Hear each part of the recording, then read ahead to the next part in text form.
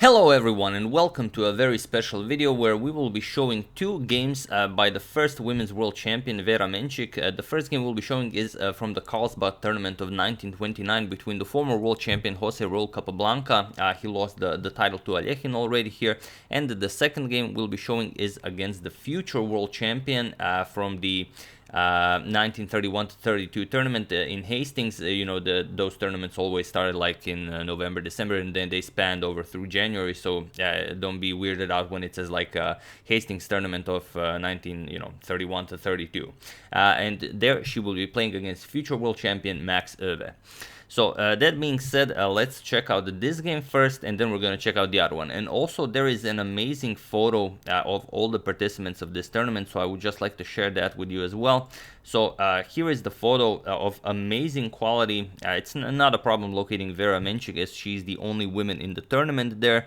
And as it usually is, not most of the, but some of the grandmasters were frowned upon women entering such an elite tournament, because this was one of the biggest tournaments of that era. And if you've been following my saga, no doubt you can identify most of the players here.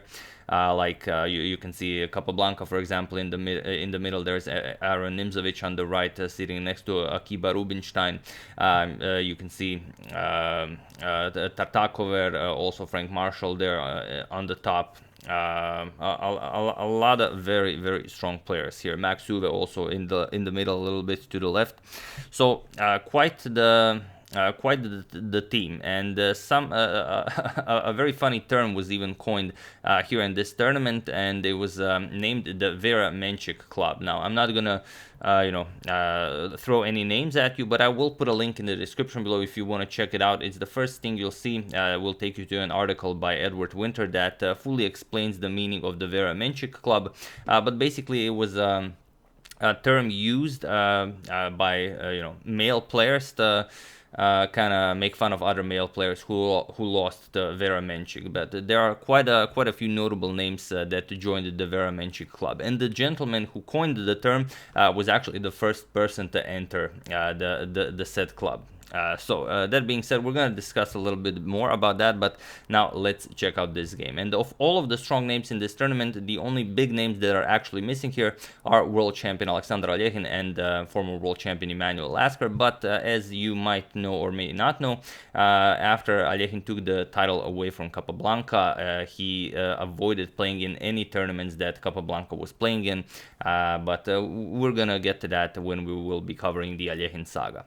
So that being said, let's check out this game, and then we're gonna check out the other one. First, I thought maybe I'd just show two of her most notable games or something like that, but then I decided, what's the point if we don't show, the game, for example, that she played against the great Cuban Jose Capablanca. So I decided to start with that one, as her style is very, very aggressive. She has a unique attacking style. So let's see how she does against Jose Raul. So here she opens with d4. We have knight to f6 by Capablanca, knight to f3. We have b6, Capa going for some sort of a Queen's Indian setup.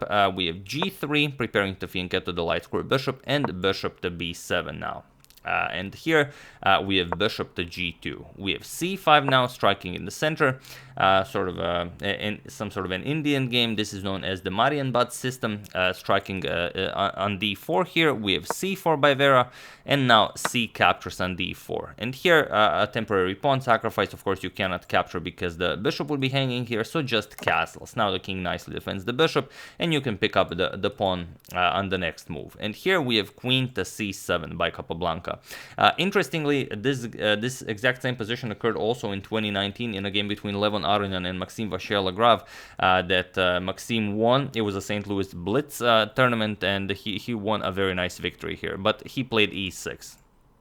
Here in this game we have queen to c7 by Capablanca, and now Vera just grabs back the pawn. So queen captures on d4, we have knight to c6, developing and attacking, and now queen to f4, offering queen trade, and if Capablanca accepts, then she also develops her bishop already to the very nice f4 square. And this position has never been reached again after this game.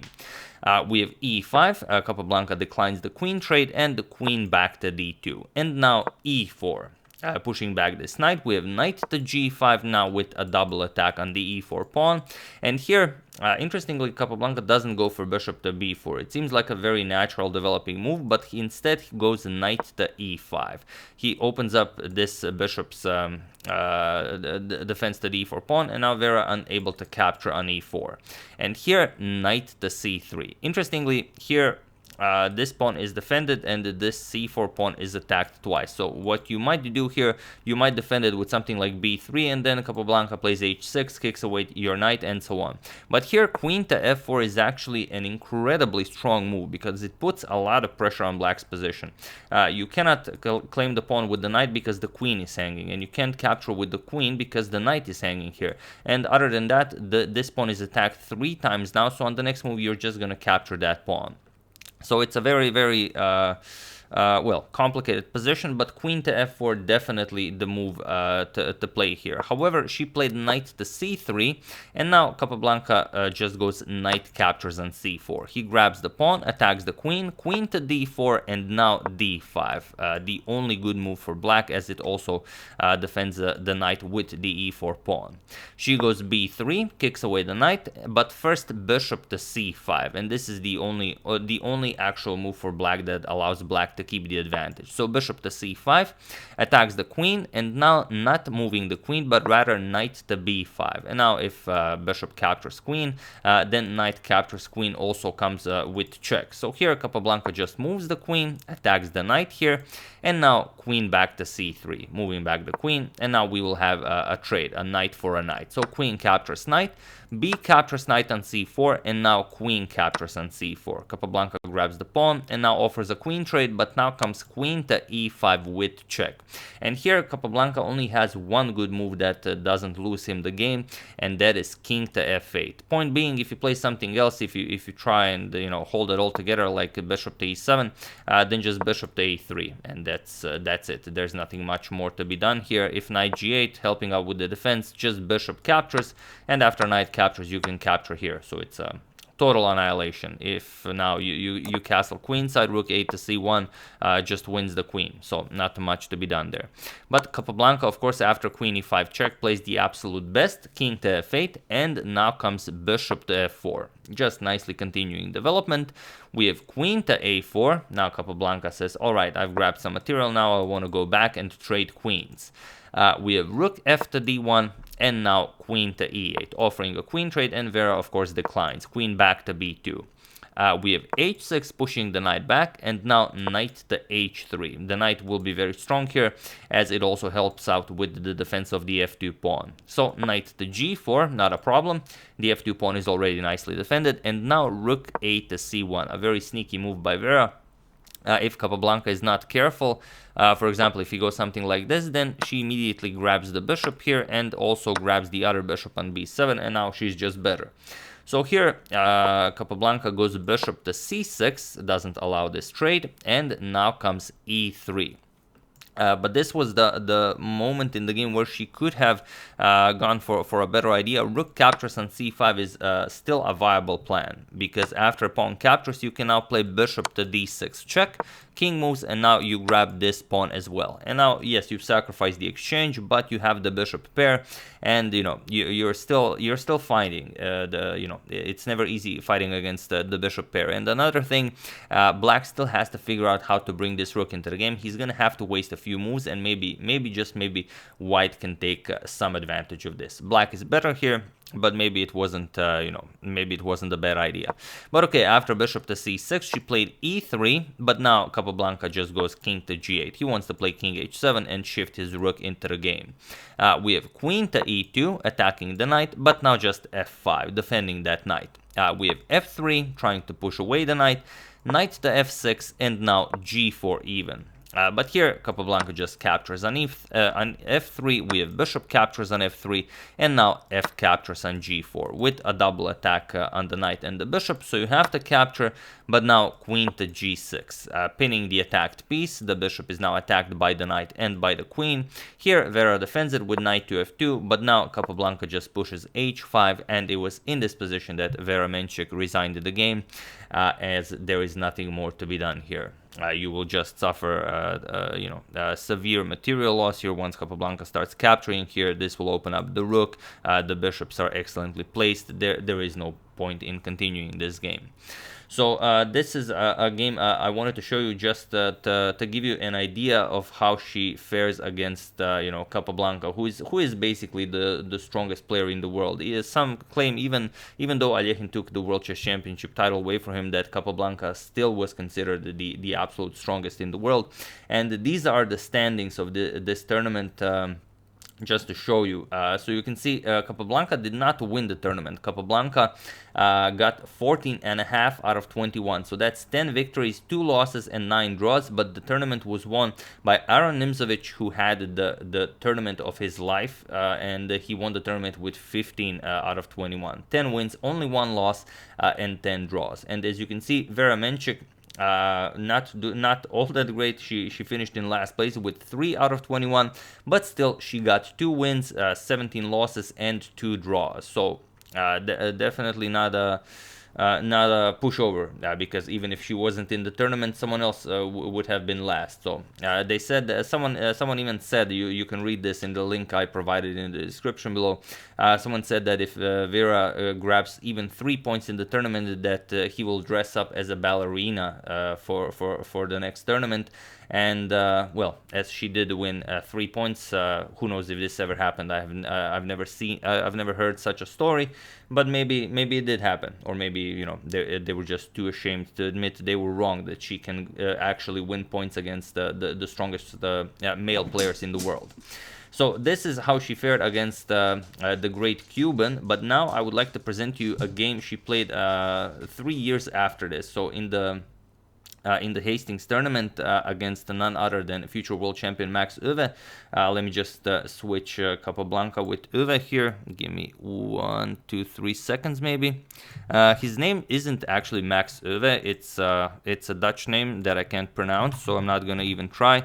But some of you, I will put it here, so most of you, or rather all of you, can see it. It's something in the like Magelis Euwe. Although I have no idea how that is pronounced, so I'm just gonna stick to Max. And there we go. Let me just save that. All right. So now Capablanca turns into Max Euwe, and we go into a very, very nice game that was played in the Hastings tournament 1931, 1932, as it goes over the new year. And in the previous game that we've shown, she faced the former world champion, but now she will face the future world champion. This was played in 1931, 1932, and as you know, Max Euwe grabbed the title from Alexander Alekhine in 1935. He held on to it for a year, and then Alekhine won it back. But let's see this one, and now you will see how much she improved in this very short time. So Vera, with the white pieces, goes for d4. We have d5 by Euwe, we have c4, and now c6, going for the Slav defense. Knight to f3, knight to f6, and now knight to c3. So just a normal 3 knights variation of the Slav. D captures on c4, and now a4. She stops black's further expansion with b5. We have bishop to f5, and now e3. And this is the absolute top theory that's even being played today in 2021. So here, knight to a6, developing the knight, and now bishop captures on c4. We have knight to b4, and now comes castles. We have e6, preparing to develop the dark square bishop, and now knight to e5. And this position, still, there are games in the database from 2020 that have this exact same position on the board from top tier tournaments. We have bishop to d6, continuing development, and now she plays queen e2. She doesn't want to allow, for example, captures, and the trade of queens. She wants to keep queens on the board. We have c5 by Euwe, striking in the center, and now comes bishop to b5 with check. The king now has to defend. And here Euwe makes the first big mistake of the game. He has to play king to f8 here, but rather he plays king to e7, and it looks like just a normal move. He didn't want to play king to f8 because then it's problematic to bring this rook into the game. So he wanted to play king to e7 and then bring the rook into the game and just play king f8. You've castled artificially, all is well. But now I'm sure you will find it, so feel free to pause the video and win this game for Vera while I give you a couple of seconds. So for those of you who were able to do it, congratulations on spotting that you can actually win a piece here. And for those of you who just want to enjoy the show, it's e4. And e4 is such a wonderful move. The bishop here is under attack and you have to move it. You cannot go here. It's guarded by the knight and by the queen. So you have to go back. Bishop to g6. But now there's a problem, because now knight captures on g6 comes with check. H captures and now e5. So winning a piece here.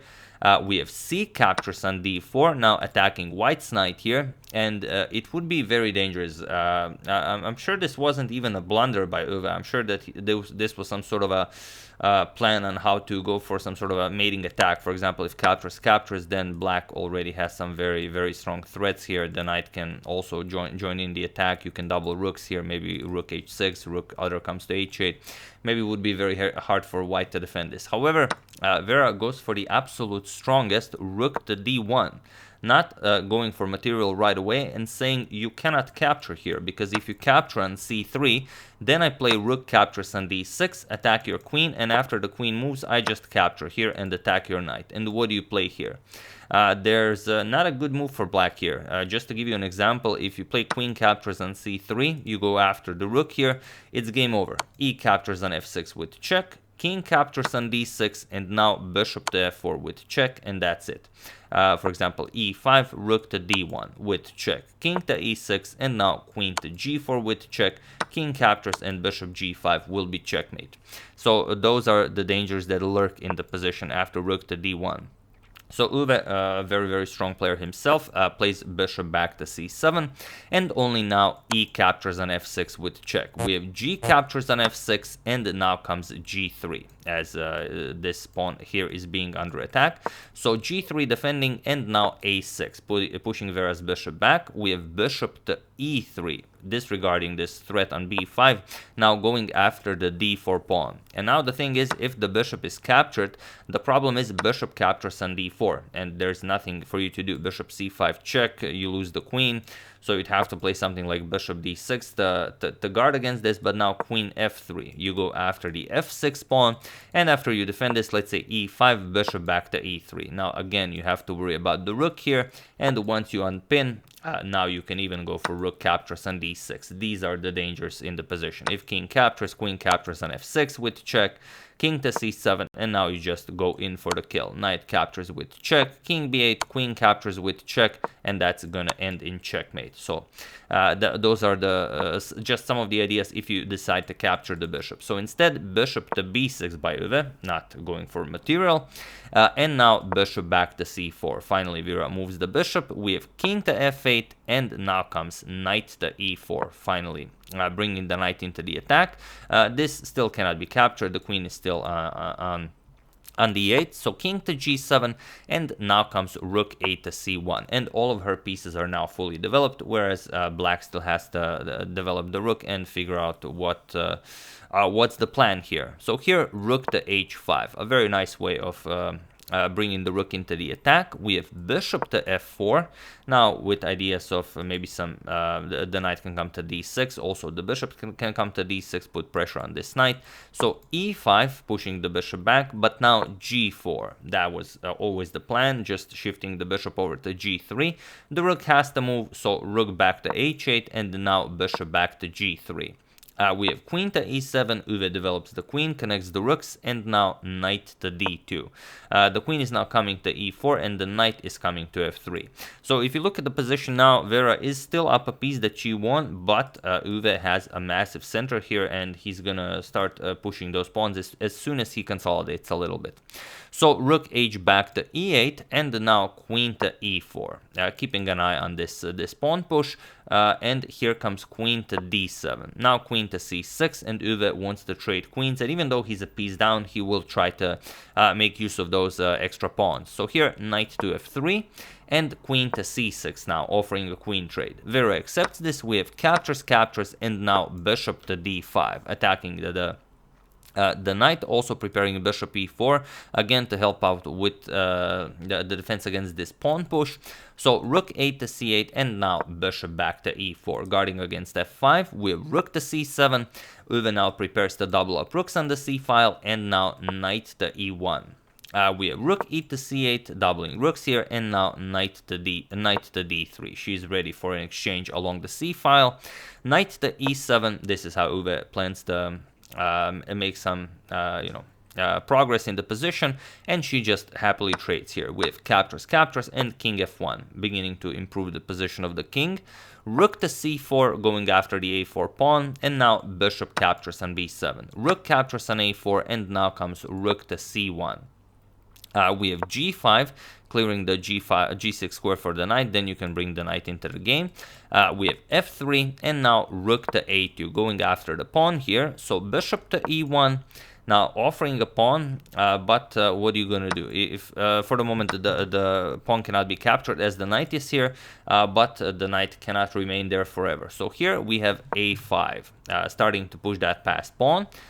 Not a pass pawn yet, but at some point it might be. So here bishop to d2, and this bishop to d2 is a waiting move. Vera is waiting for Euwe to start pushing this pawn, because if you continue pushing it, then bishop b4 is very dangerous. You attack the knight, and that's it. The knight cannot move. You have to play something and give up the knight, because if you move the knight, then comes bishop here, and then the rook is captured. There's no move here that you can make for black.